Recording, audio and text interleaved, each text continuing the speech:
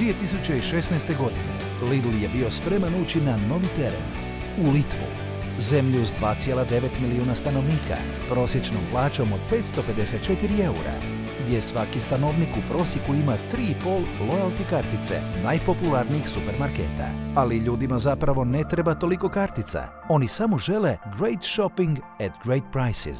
Ili preneseno na litavski, taip gyventi verte, this way it is worth living. Kako bi ova poruka zaživjela u Litvi, tražili smo jednostavno, ali dojmljivo rješenje.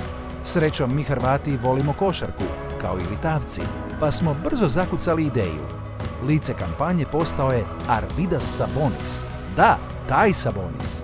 Jedan od najvećih europskih košarkaša svih vremena i apsolutni sportski bog u Litvi, postao je dobri duh Lidla i donio Litavcima veliki shopping užitak. Velika kao Sabonis, kampanja je lansirana kroz 3 faze. Pre-opening faza započela je teaserom. Sabonis se je pojavljivao diljem Litve, šireći vijest da u Litvu stiže nešto sjajno. U reveal fazi otkrili smo da Sabonis poziva ljude u Lidl i krenuli odbrojavati dane do velikog otvaranja. I napokon je stigla opening faza, u kojoj je Sabonis Litavcima omogućio great and memorable shopping experience.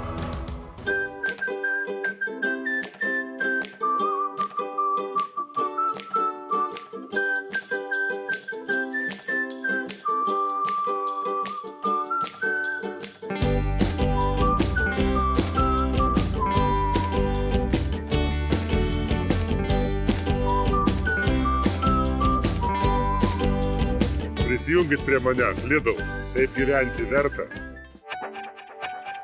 Na dan otvaranja, ljudi su navalili u Lidl, željno iščekujući novo shopping iskustvo. Labai patiko, viskas taip gražu, įdomu padaryta ir labai pigu. Početkom ljeta, kampanja je po prepoznatljivosti bila broj 1 u Litvi, s nikad većim indeksom prepoznatljivosti.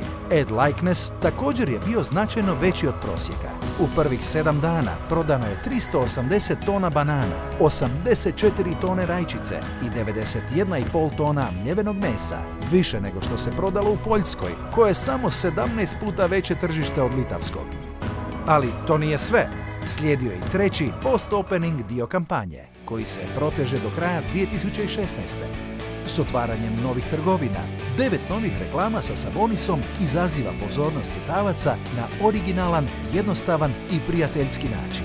Sigurni smo da će to biti great year za sve nas na Balkanu i u Litvi.